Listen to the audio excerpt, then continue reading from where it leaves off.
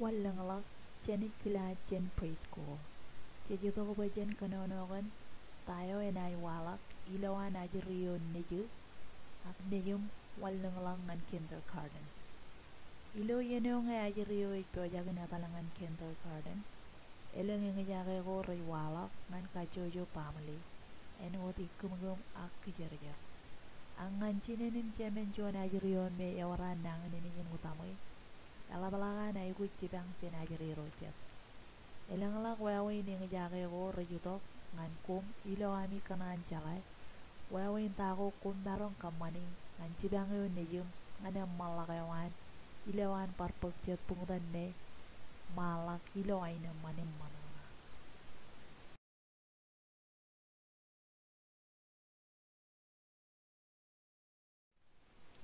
Yakoy etain mortan nalawan yung ngay matan ranchet Rajarabal Rolo, Arkansas Support Network, Community Parent Resource, along ngayon Chabarot Kajitak, Jojum Kurdokat.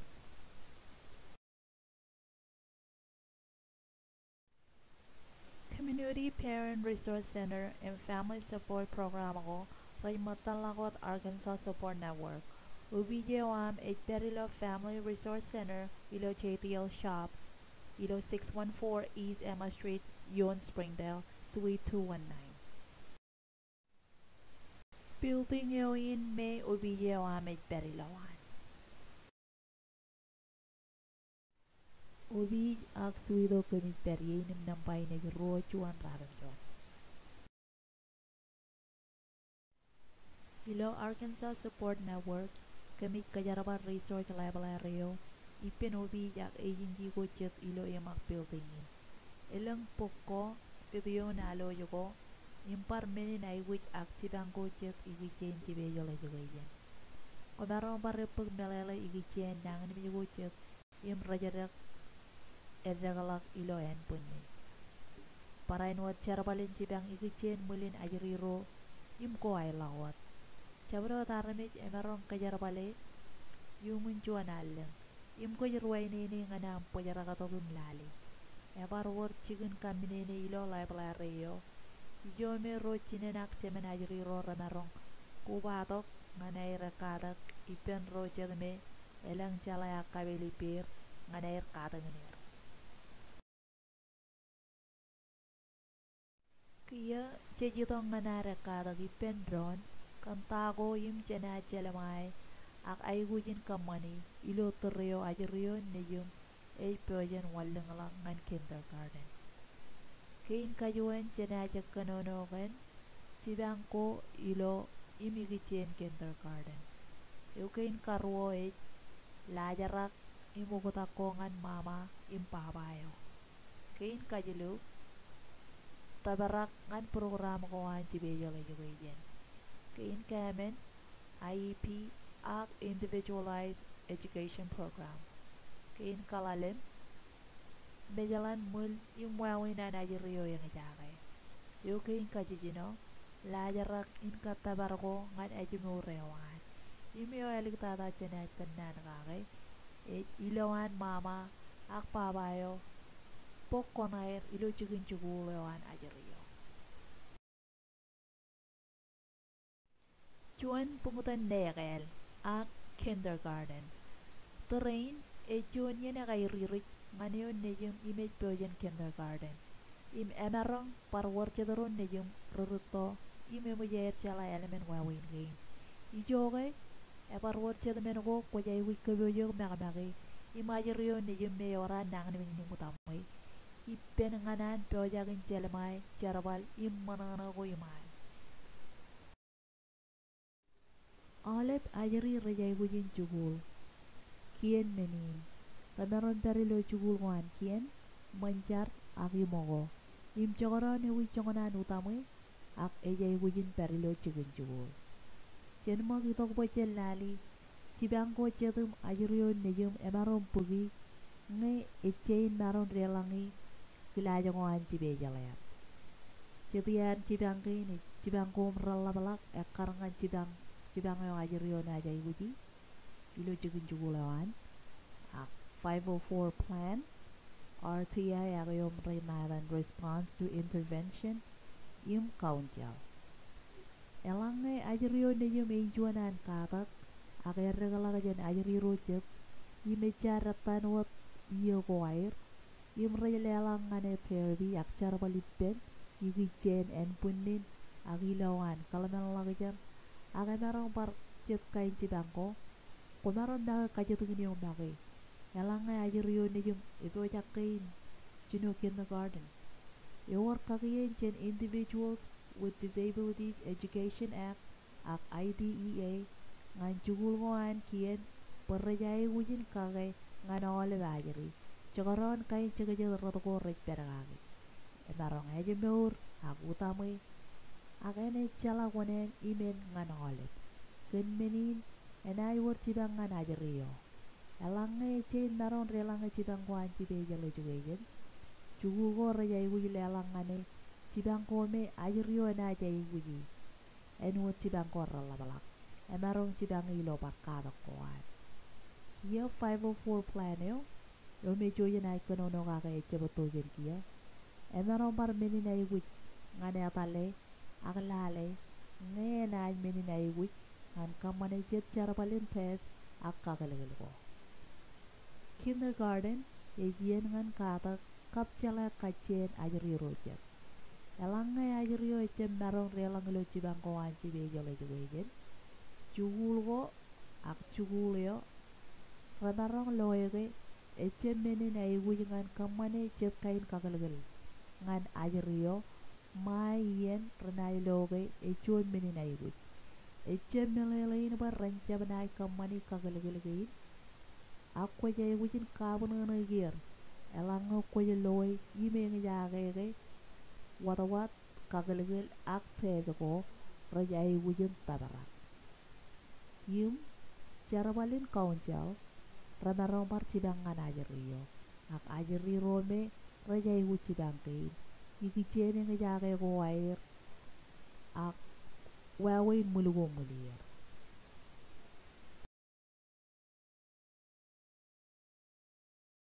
elang kain cibang ko rebelak ilo cugul gongan ajri radayane oran nang nimejin hutamay imraj ligdi ilo program ko an cibe jala jagayen matan cibang ko ewar cibangan therapy ak carbali pen ilo air kadangni kilen kanono akanan OT emarong kadangni kilen kamanan nungunuk akocet in PTA kamagatugut nen ak pain ak kajarbal en punin en wat pain ak nen im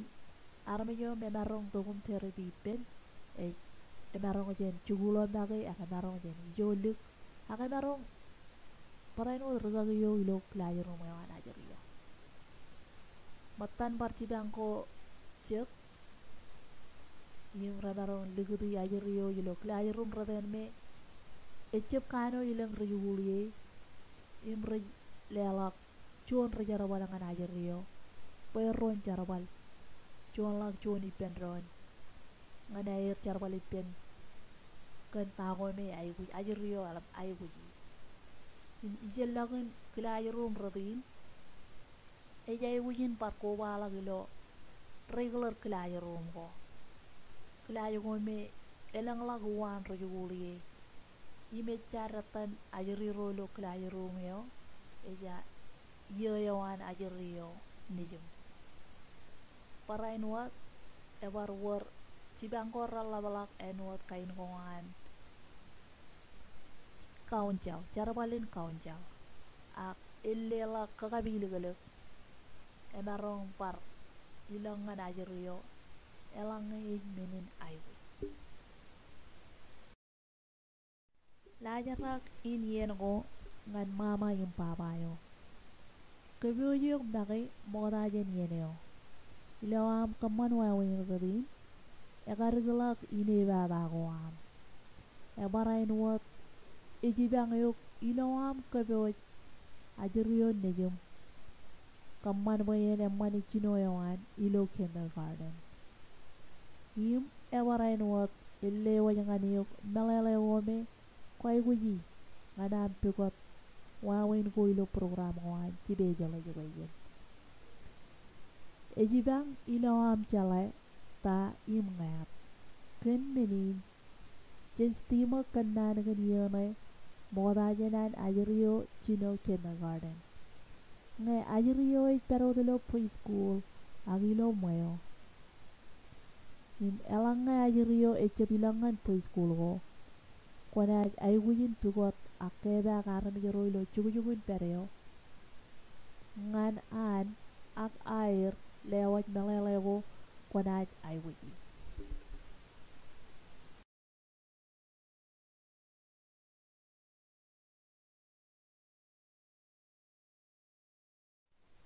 chen mo kanna kan yone moda jen kindergarten chen mo kito ko jen kanna ka kay aleng kana yalu kata ilawan ajrio ne jom perilo preschool emini na iwu juba kwan kanono ipen rakagi in preschool yo ak arme yo imej pagero terbigo kan marong imajano yawan ajrio ilo tererein agar ragalaga yawan ilo en punin parain wat kachita gi per ta kabel ko rana charbali pen yo nejum payen marong pyojangan kindergarten parain wat kachita wone yo na ilo lor jage uwo ko takko emeni na orek pokon parain wat rit pok kongan ajrio nejum rano tanji ilo alang kana moda janan chino chugol e chuan lamana ko yamman elanga kona kanono ipen ragagiyo an preschool agro imraj pagaron terbigo kata ko me ajrio nejum ya marong ak enmeni na yugo wor baran charbal ipen agagi dale ba kun chala tago kata bargo air ngana ajrio imrar chebe en marong chibang ajrio pyo jangana chino chugol kachida tago me komarong kamani kachojo wik ilo kabi yunene wam elanga ajrio ninyo me pero dilo kabi yunene yo komarong katalangan jigin chuguleo ebak tada wajangan imo imam impak chet melelego nganan marong kebo imchibang ajrio mokoda jenan chino kindergarten edale one reserva rolo preschool ak elementary chuguleo im woneo ena chibang yo gilo ugu kotako lo yen bidin ko agilo yen yo kwaj kan ni peba ko kachidak eorga menen kwajay wujin chalay akamane pokon kabo yung nagay mokoda jen yenen kirla karoy me war kabelin kanono iper ak advocate elangay eor menen kwachen melele kagay ak elangay eor melele kwajay wuji ak preschool yo arje marong liwaj ak elangay ajrio nejim echangan chino preschool im kwaj ay wuj elbalak melele im chibangko kada ko ralabalak ray kwala kay chonyan menoko ramman tata im kobarong kamane nganam kebe preschool nejum moda janan chino kindergarten ejilawam rit ngane ran otanchik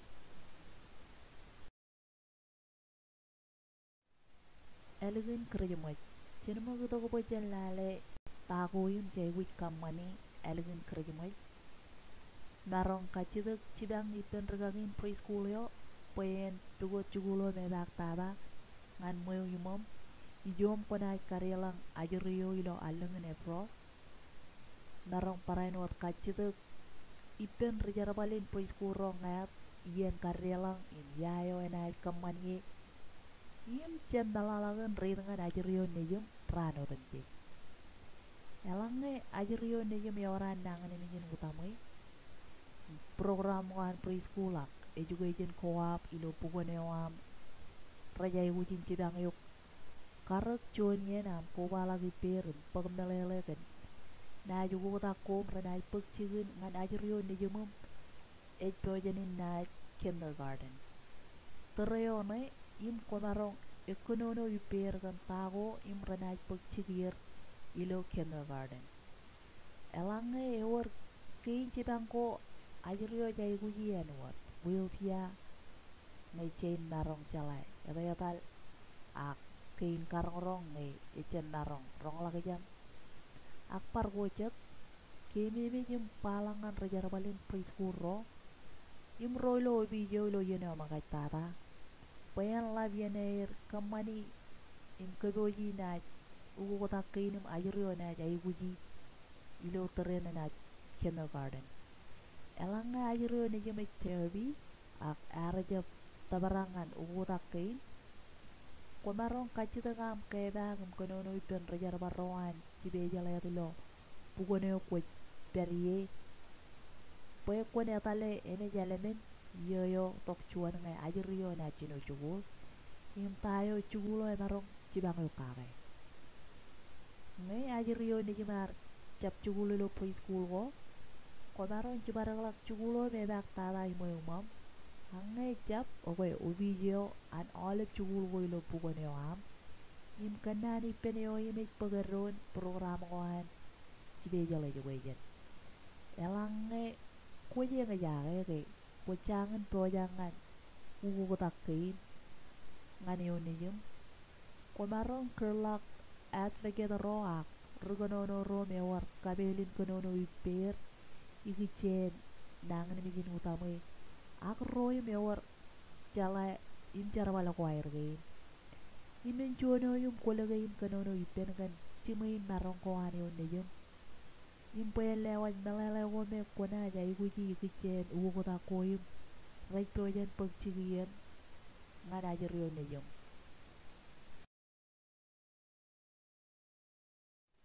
ilo spring ak alung kana yalagun krima january manwai chino kamane chona file ak nien olive cabin reportin pe bawden di chino atalangan jugulgo an kien im karelangai ajerio neyum ngayen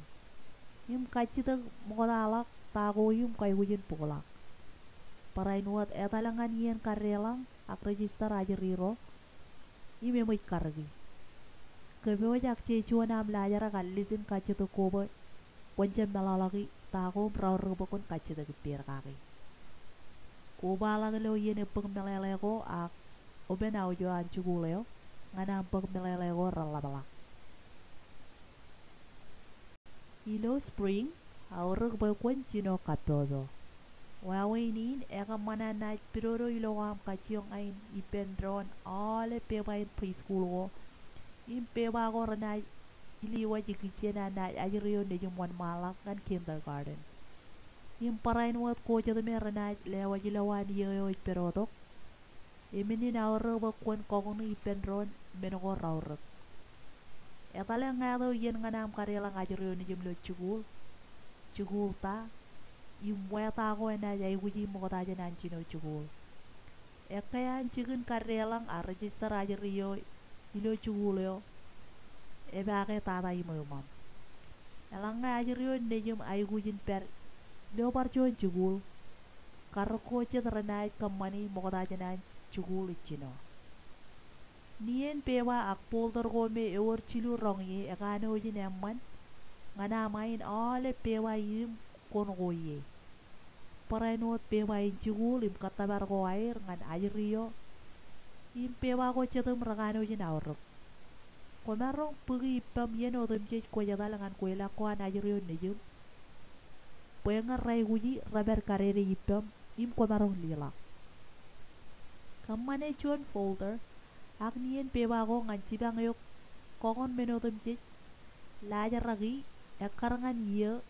ak kilaja yawan wawainin enai kaman an piroro am loy togalik elanga koy guji matan laja ra koyum rana cibang yok ilo am karelang lak ajrio lo chugul e kebo chuanam laja ragan kachituk ak lis in awanana kongan yen kuela koyum konai kobalak ipen reservar roan muncuguleo tereo nai nganam kualak ay gujuan ajrio nejum yim yoran nangan mijum utamai kenda negir ken benagotem je yim ko jamanana akini bata kaki elang ajrio chen karchala baga kapojak ak emeron parano jangan jala ya kenono yim enot ajrio chet yim cacongan ye yawan ak emerong kejarabal jongon ni tal ak ngay pa jay wujra mo lagi yan nganan kamani ak kainem mani bagi cenani ne baba rijarabal im majugulyo renat kanan im auruk perencalai pag ajriyo ne yim ngana natale chugulyo yagal elanga kojala chugul tayo ajriyo ne yim na kindergarten ye kachida elanga komiro chumor narong etale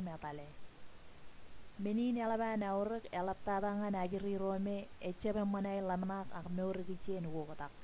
eurchon video na loj echep kano yina itok nganan narong lewa chet melalego chen mo gito ko bachel nale takome chemarong kamani lo jamar ilo yen jamareo lolak chikin chugulyo nga komarong ajri rome ugo tako rakam manair jap yang manair meur raiku jala bien ko nganair marong chino yiminene kenchigi ni marmikel elanga ko jeter ak cibaralak chuan menegal kanani penajriyo kan wawin ko ramman ranay walangane imparay no takome emarong yoni elanga ko jangan jala chugul tayo ajriyo nejim ena chugulye iterin chugul ko jet im kanan kan wawin ko ramarong im ena yoni ak walangane chigini kure ko lo chugul ko rajan kien akalep ken menin pamale ko ramarong pakajriro nejir pero ni kure jogo komarong ni kure ak kajaraba lelegin chugul angai jab e wilo ranin kakje kana e chala chugul ela balakan emman elanga kona jatale penchugul yo boy konchala yen go rej perilo chigini kure ko elanga kokona netal ilo ran go yor chugul chigini kure ko ilo chigin chugul ko recep pella elanga eleng program elegin awain chugul kanai ak elanga yor kumin ya gyu ak kumi go chedum rek kajarabale melaji ni kure ko ilawan pamale wam kakje ilo chamar kachiong koko babay go yenam kabo jajriyo nejem nganta ngome ena chelamay ngejino kindergarten charabali pen igichen tagoyum emaro mage kamani enot mga kenkein mga ako mage kaptojak ak mage kaman nugunug kanugunug ye mage emarong lugo chuju ko anak lor chaka ko lilangane paim chetan mage yum kochet lelangan ajriyo pen chino yakata mage kamani chogala ko an enot nugunug mga tagoy kamani imparanot kochet ilawawinin ejibangay ilawan yang jake ke emarong mage kamani wawin gain alangar gagyo kachita gipen pen mage kamani chogala ko an ilo yenan na chugo abaraurek pe kon kanono ipen ajriyo nejem kan lajarakan wawin warna jelate ilawan adalim yudok katan kabijune neo imi menchuguleo pen jala tago imena jelmai etale pe kon melele karoko igichem yala na ajriyo nejem mokota jan rano chinon tata ilawan na chugo yum elgun menin awar pokon mon mala godum ridipen rano tamjik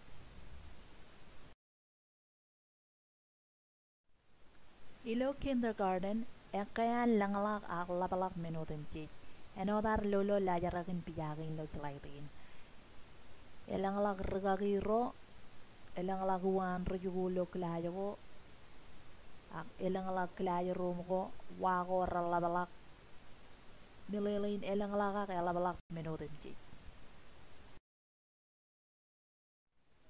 ilo kindergarten klayo ko emoj kargi pen labalak ekatagi patap ejuwarodien kakje ak kure ilawan rerelaka metale klayo ko ilo kindergarten emoj kabyoji pen labalak yen chijat ima kata kabelgo ak kata ko regagiro ekair kargilawan klayo rumko air perjuguro ren lelang nganir ekata grit penebon im klena kanono ebaran warian nganair kure patap war warian nganan ajriyo chino ekata klen bagi lagi air akamani jogala to air moda janan chino chuguli logot Etale chukul tayo ajrio neyum ena chukul ye elang ko changan lukun chalai kage mi meji chukul yo elang menko ajrio ena jai guji ak elang yo rukutak ena ajrio neyum ena paraino tai guji kebetulan latangan regagiongan ajrio neyum imilo latanai ligut pijai niye immelala ko me rawrek pergagion chalai kage ngay chukul na chinoy kebagam pagmelala ipen regagi imri jaraba rorana jaraba lipen ajriyon nejum kachitakan la jaragin melala ko ilo pewa eno yo imajriyo ekjong ka jarabali ilo preschool elang kwai win melala kan magdugduan ajriyo kachoyoran kachitak chon yanam kwela guper kanchi bejala juwejen ilawan wi kana chinon elanga yawara mabanana imrachangan jarabali eta lito kun melele kata memchugulo ejawawenyo yang mantada ime kakamanaman yalana najriyo chinoy ilawan yoyo yakalangane elanga yawara kachita kakabanana kainanganan ajriyo nejume chap kanojin kujong laban mga ilo menchugulkan akalanga ejak kutukuta erchani kalagoan Komaron kachita lagi pen regagi rohan ci beja la juwejen peren cinigen waj lajarangan tago dem cejerai kamani ipen ajriyo nejem kacojoran parainot kemi mejem lelak ak celak ipen lak ajriyo tago ime kamani ilo moyo iman ak moyo imam im ramarong celata ilo cigen cugul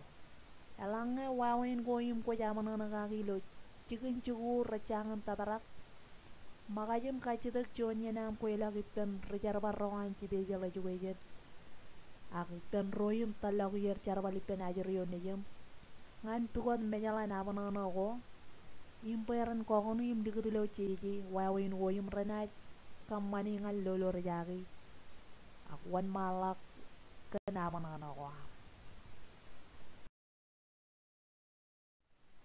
wawin etalito kun melele ikatam im regagiongan ajriyon nejem etale wawin tayo yaman impiroro nganam im regagiongan ajriyon nejem narong tabarlon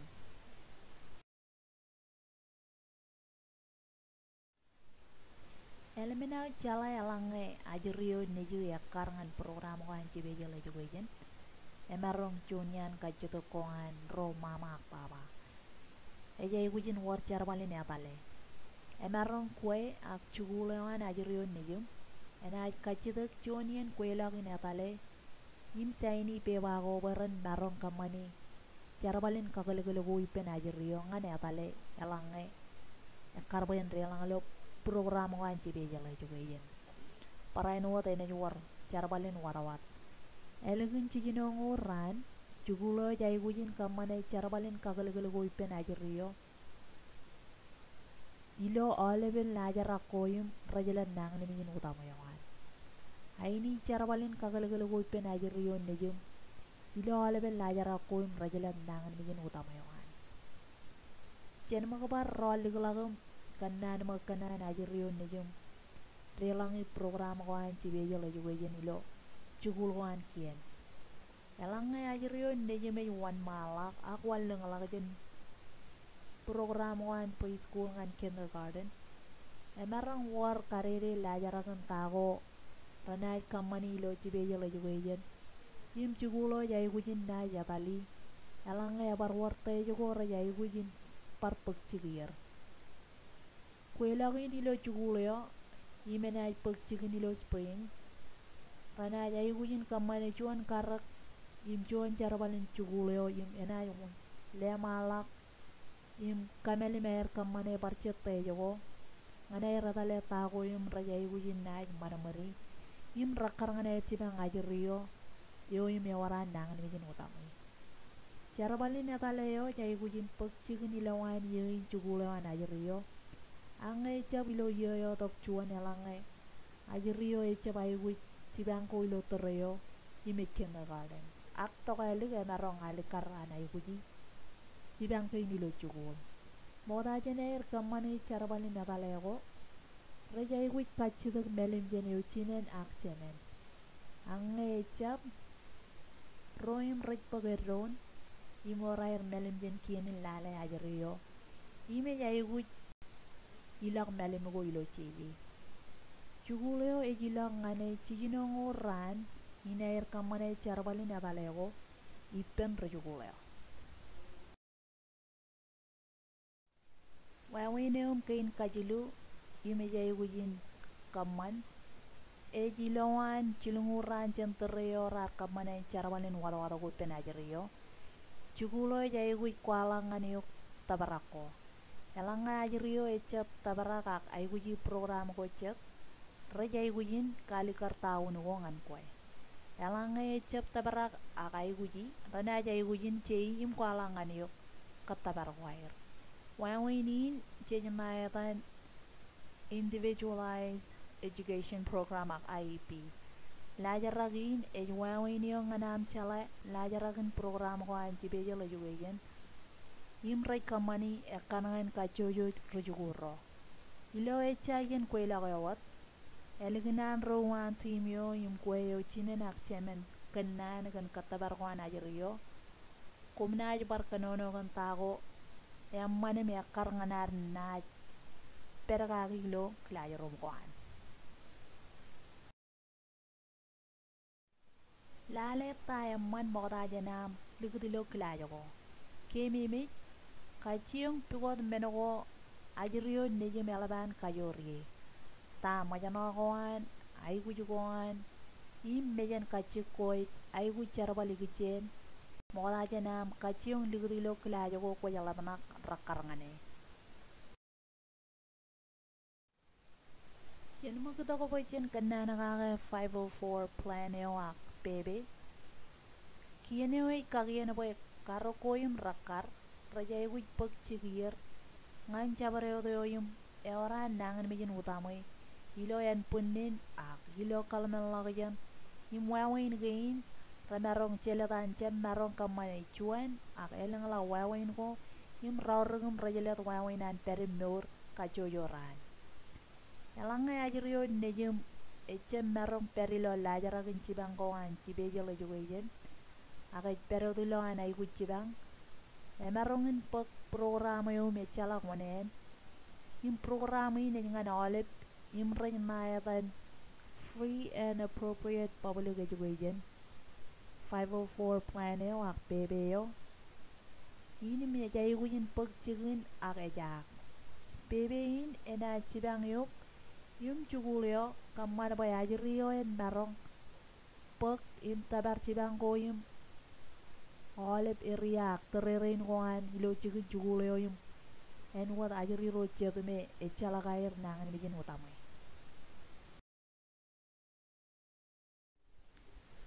individualized education program ak IEP elanga ajrio na ajri elangi program ko anci beje lajugen pemain IEP yo ena kali karta goyum rajay gujin charbal ipen ajrio ilo cigin chugulyawan lajaragam karkein rena jido gojen rajarbalin monchugulyo im parain wat maman pabayawan ajrio ingine pebayo chinong tada ilo IEP yoan ilo pebain e kwalak tago imenudin ewi tonan charbal na IEP yo chadayawan na ajrio na perilo klajin cibeje lajugen ko im klayo ko parchede me echala ko tagi ewi ay dogoni na terbi ak charbali ipen ikichenen punin akal men lagajan koan im parano dalanga rele do letak yalan alben lajar kain reja igujin en lajar gilo IPP bai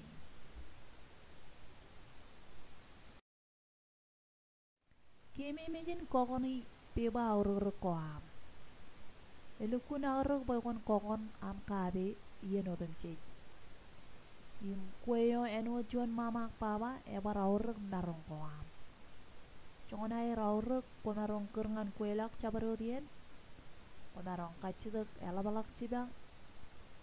elabalak ugogotak akam manu ugogotak lo program ko anci bejo lo juga ijen im kocha rej aigujen lewa jam kabein peba yen odem jej kemi jimit langai ece perilo ceji en won nge karja beja ilo am chala Siyan marong ko am en wo chuonyo i meor negin ajrio meoran dang ni mijin utamai imij perilo chigin chugul wawain gain en ay kamana na manam kalmen lagajan pokwa jala kachita kanta ko men ay kaman pa ajrio en manan won malang ilo chugul ilo teren chugul ilo an yane kumarong kachita chuonyo nam kuelak in kamman ko ta ko ilongan ay pion ajrio im ay kujin kariwe chuanam kachala ilo lata imri kriongan kuelak elangan kokona yang ni pemangan cibang yo kumarong kachita lagi per kenjuan raneo im emalak ngan armi yo im kona yang ni pemangan kuelak ya orang marong kachita kenukuta ko ilo program yo imro wan team yo rajay wikanono ko nabonono ko am ilo yen ko ila yo emarong incap tabara kale men ko kwar kachite kagi akena yelap tabara elang ko na kabonono gir kachite ko im melele ba yoran narong cimay in kamanen rain ko ay wujin parain wat kokon olip kabin piba uruk udem cicilo imo imom era yaman nga konay kokon ipiba kain puyen kain etale im kamol charbal udem cic ilo terin yen chugul koan ajerion ni jero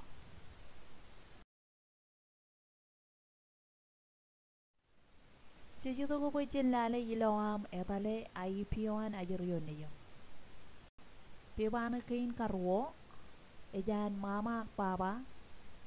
ibe jijone merek pokona ilo yen ko ila kayo ijo inim ko kwalak abonono ko am tago im ko jarraipen ak jabarraipen regagiro kachito ko im parain wot kochat ilo men ko me ko jabarregagi ko maron kachito ko jon rijarabal yo mit per yo la ben menodem ci en per ilo ko ila kayo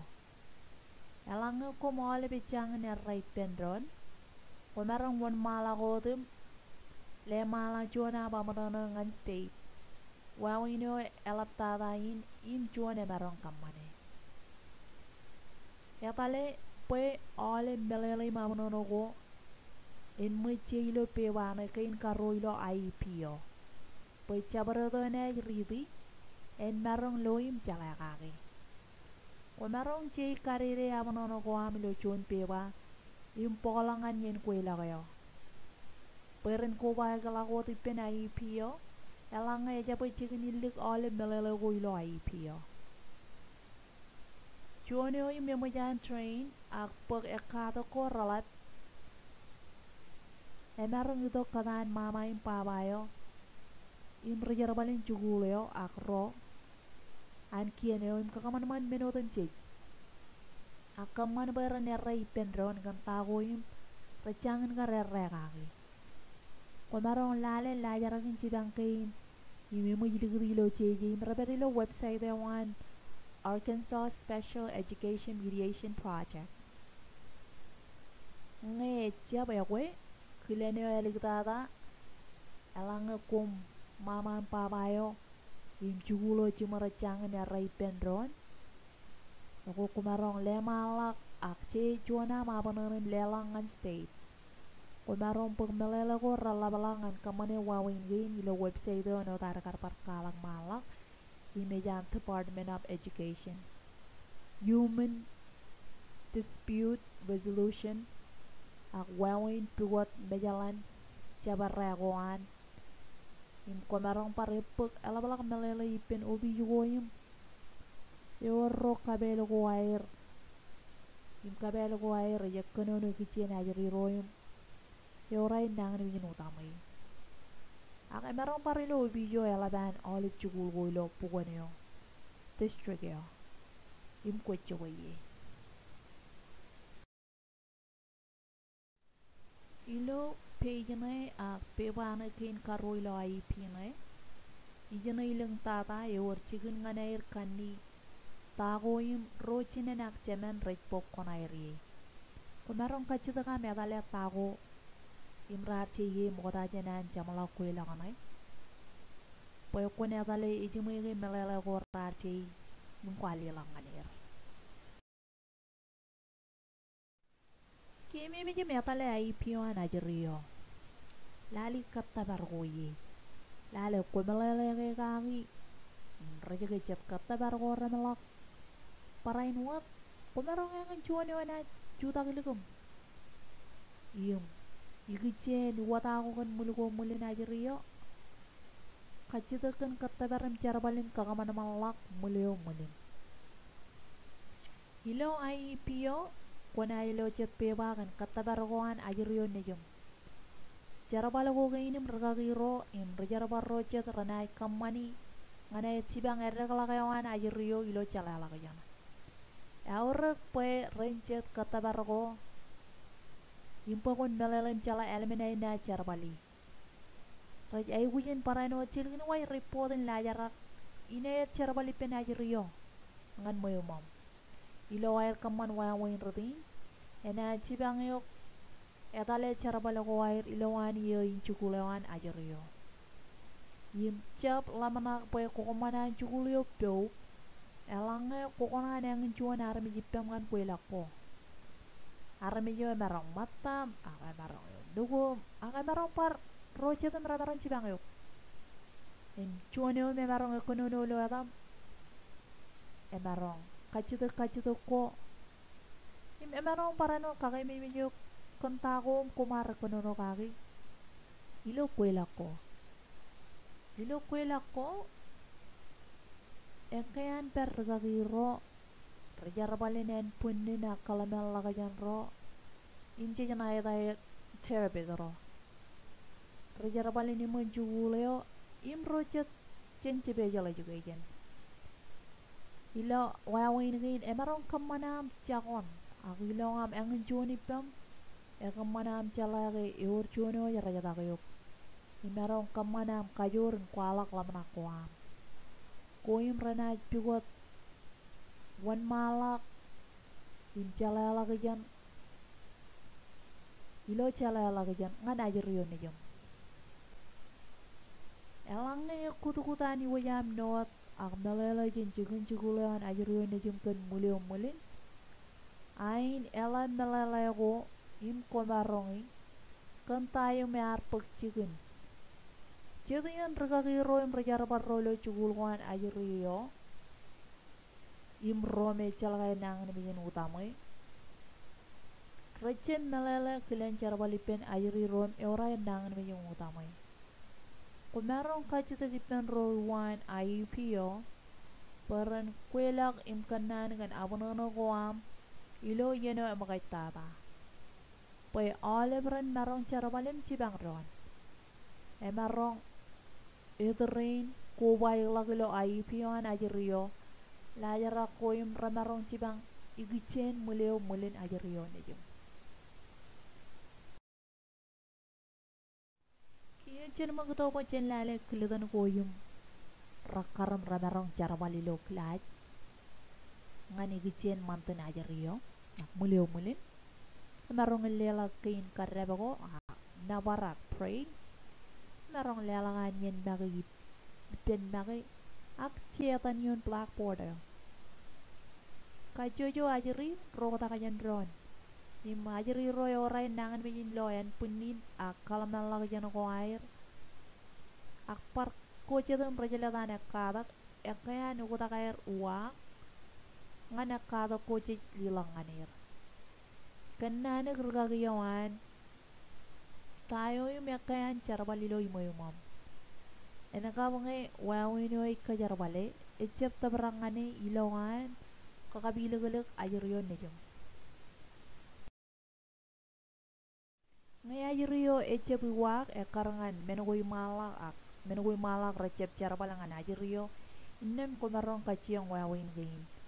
lale menugoyum rej kayo to gulimo ajirio menugo may ramarong kamanan ini bata para inuat nabargoyum ramarong kayo ajirio yum lelangan yen kakiye anan karglangan ini bata ragagiyo ekean manana elanga yor melele akilidan akwawain gum rajito kajen mama pamayo anajiriyo wawain gain radaron cibangai ilo wigna jino tada imparano diloan olibin yen cugurna yan kattabar gain rajami wo cimor im koyo melabalangam celagan menurun cicikicien ajiriyo nijum ela bayar manana im ramanana in pak melele gain kilidan kairu jerik a lelak nabara praises im parano kilen kariglagan mijaga ki kemgemak nervous ilongan terem cukup lajaragin kilajagoan ajiriyo ngi bena najiriyo wogotak jen menugo memajani menene gagi pangan regagiyo parainwat kemelele regagiyo gan menugo me kocar palipen ajiriyo lo cukucukun pereo ngan kabiroro cabreo timpen laban melele im parainwat kenani pen ajiriyo kenyen goan imlale ngewar menen emarong kaini babaigi ugu katakin lajarakin magurgut goan ajiriyo ilo chicken chuguleo emarong kamanan ceba manan meur im emarong kakimi mijim kamana lamnaga trego gar preschool kimi mijim kanan nglar kagiyo elange jadian wawin gin a ugu takin remarong celebe ajiriyo nijum im emarong kamanan ceba manan meur iloan perem chugul jadian ugu takor remarong ngai ugu tak regagi cendukun regagi yang kelajaru mayo ngai gitu parcuan empuk chicken emarong ngai ilang trip ak field trip ako an chuguloy peri emarong ngai nana lang ak emarong ngai ceba manan meur im parano program chugulo ngai ilang program lo yin chugulo ak emarong elang ngai elang kamelemil kainangan kamelemilin kujeka fire drill tornado drill im emarong ngai polin kuncaran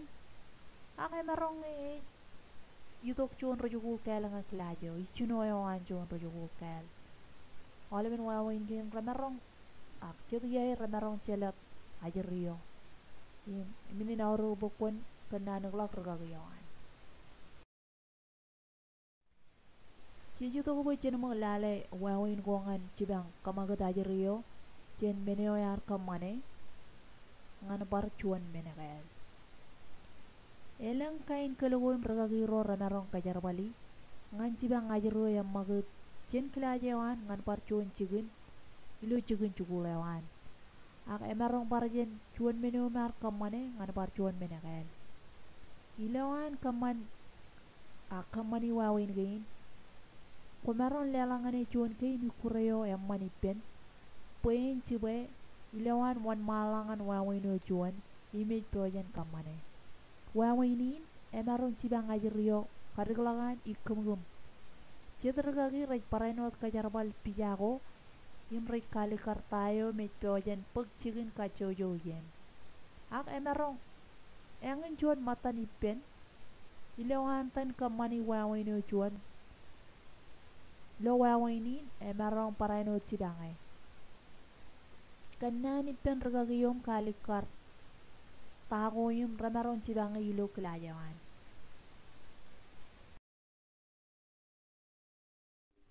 elang wawin goyum ramarong cela tengi jagawan ajriyom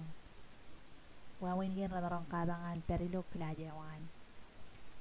emarong piruruan warong emarong coba manan perilo maramgo ak ciwe cabarot mengom recem menin kajoren emarong coba manan aitongan cijat intat emarong pinan kalaman lakajan emarong parainot pinan perilu bulejin elang aramik im parainot kocet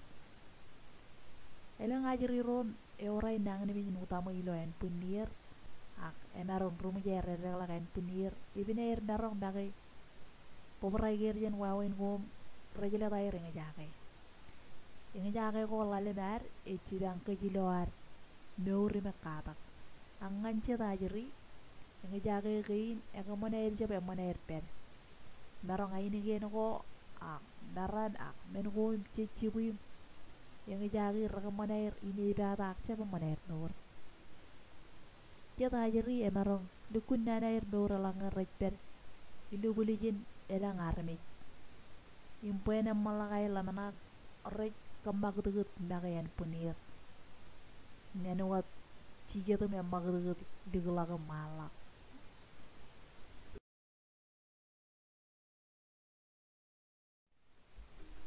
tayom ko meron kacida lagi per elange ajrio nejo mecha be manan pere jage nga jage koan ko meron kalang lak im ka kutulak yen ka kejego parain wat kalang lak wawin ko ajrio e meron kama ketukeran punin ilawan cuan ran ain wat yata yatal iter akojat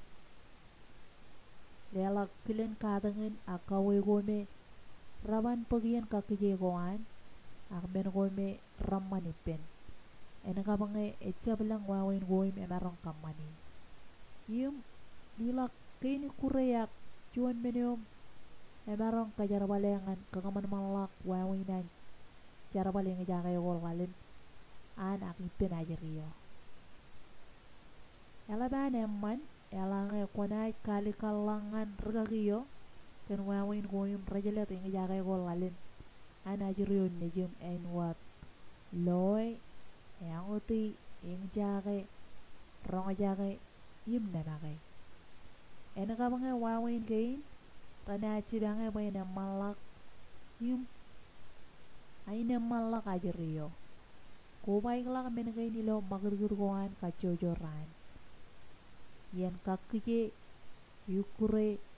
ak magergur goyim emarong kamagerguran punin im parain wat kaini kure ak men goyim ranarong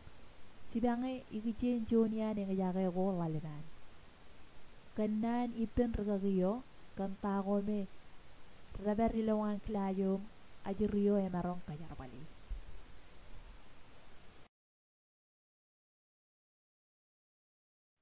elange emini naigu ibaran cara bal wawin gain ipen ajriyo lukun atale payale bugo kota kain ren perilo IEP yoan ajriyo kenaga IEP e lajarakin kagiyen ko imre kwala katabar im program ko komarong kacida boy mengo imre kamani loan ajriyo yang jage loy rong jage namage atongi im kochet ren perilo ciji elange mo ceilo IEP yoan ajriyo cukulo jai hujin lolor jage paran lori mangai akren elangan takda na jirio nejo mai kali karge eche bai guj mangai ak iragi chetmen parna chela bai ajmi orewan raj ay guj incheje ilop IEP yoan chuguleo ena ay gujan lajarak ak melele to ko jen takda yo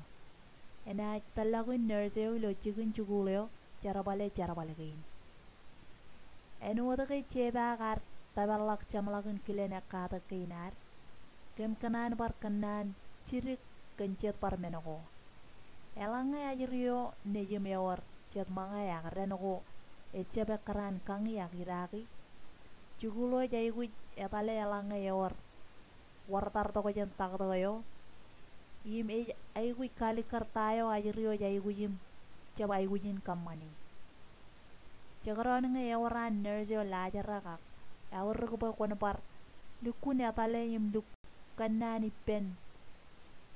nejo lo yene o makatata elanga ya ora ma banana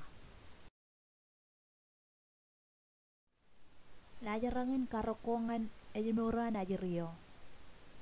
jai gujin kajalaiglak nejo kan ay gujugoan igichen ejemurawan ay gujin paraino atal cuan pebajan takatayawan imek kalajarak tago ajirio e jai guji koj ay guj pa kwancala wan ro yemo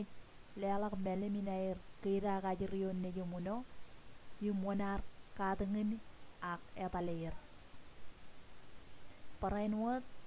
elangam kachida ka kapanana ikichen ejmeuran ajriyon nejum etal kiyawat imkanna dipenders ak rgagyon ajriyo elang menen ak menin ayiguj ko ikichen ejmeuran ajriyo nojo enaj eyo talagon ejaga lajaragen planin ejmeuroyan yimwawin imkilitan ko ilo chicken chuguleo imrana chibangem kejibarkoy ajriyo nejum emarong ejayiguj mangagan tubugoa ak chenikal ilo yen chugul chet ajri ewaray nangni mejin rebupup yim ayiguj chuan lajarak bergagiyo en yim rejar barro ilo monchuguleo lori wawain ko elangay enay walak wawain ilo chugul ak ilo pajeo yim paray not lajarak koan takadoyom ray winyin balori ole bien enani penderseo ak rejar barro ilo chicken chuguleo an ajriyo nejum elangay ewa rabanana ikichen wawain lajarakin plan ko air ngay war choren ko mujumuj kini im cerilangan ajriyo kachitolak ipen rgagiyo ewi wawain anaj tabaryuk ngay war meneo enay walangan ajriyo nejum pag melele ikichen wawain ko yim chuguleo enay kamani ngan ajriyo ngay war choren ngane kirlak chicken chuguleo ilo yeneo emakaj taba elangay warama panana cap katar chala elemen kamar ko air elangay war choren cimar men ko rerik im ko remenin kairir im pewajakin ekonono ipen rgagiro yeneo emakaj taba im elangay rakarjep kajalay wajyo ka ajriyo nejum yar wotelak natak now akini jak war choren ngane yauruk pekone ekonono iper akachiong chonganotan narong kana ineman ipen rejar barroan chuguleo pekon marong chala tayawar walak imwawineo arwalak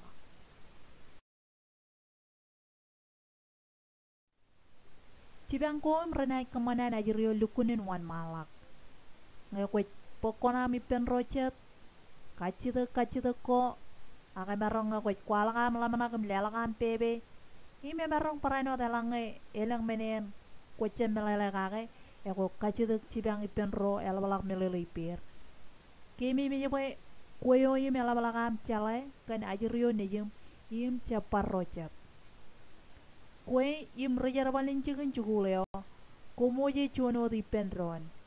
ilawam pokonam elukunin aurek kanaga kuyo yim koti jamalak ngay jitongan ajriyo nejum yim coba elik-elikin kacitek cibang chicken chuguleo yim program koan cibe jale juga yen ero yim rebe jangin cibang yuk yenotum cik im cepar elik-elikin pegot cibang royum ewor kabelin kenono iper ak advocate ikichen melele koan chicken chugul yim ramarong cibang yuk kaki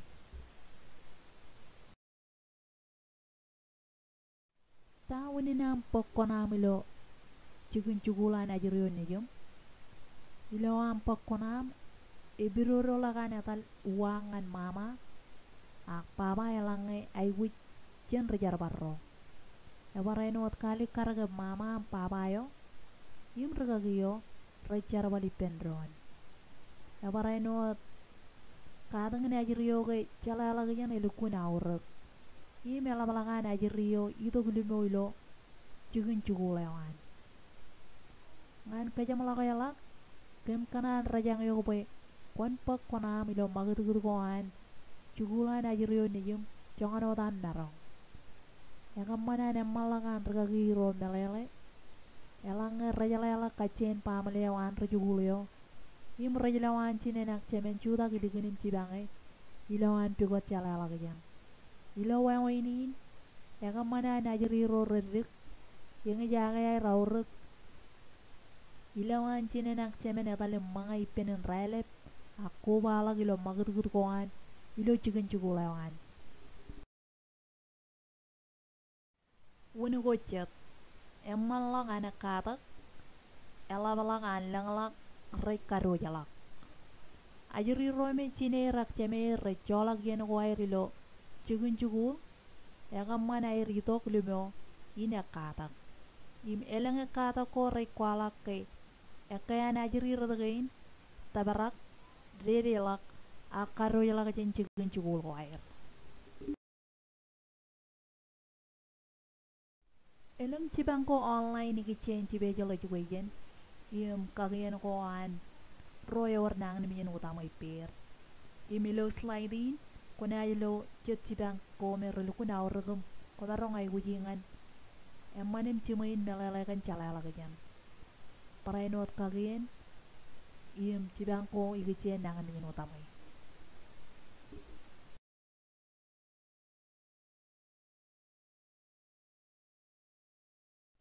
par chedagain chigen chibang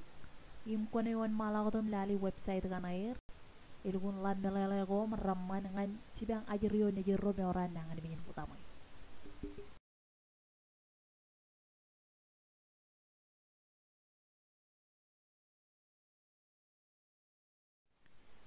kueyo yum kue rugonono yo yaman im perantata ngan ajrio ne jam im elaban yaman elang kobar merong bigot rochet im ramerong lewaj melele ko ralabalak im rena cibang yo ilo am kamani charbala ko am enwat chuan mama ak baba regagiro terbezoro im rochetum cara konono kagir raj perilo chukuyugin perin im rabojagin pigot chibang ko im kwai guji kem ilo Arkansas Support Network kemi tamak ba eworchet melele ko im ragano jin awrek im kem darong kar chibang yo kagi pai emma gutlagayon ajrio nejum ngan kindergarten enjuan emma gutyo ewe peni memman Joyum Chabaligilik in Kurdo Kamilo Arkansas Support Network Elange Ewar Kachitak ak Elange Kwaiwik Kanani Penroy Orair Kabelin Kanono Kanchala Lagajan Ipir Komol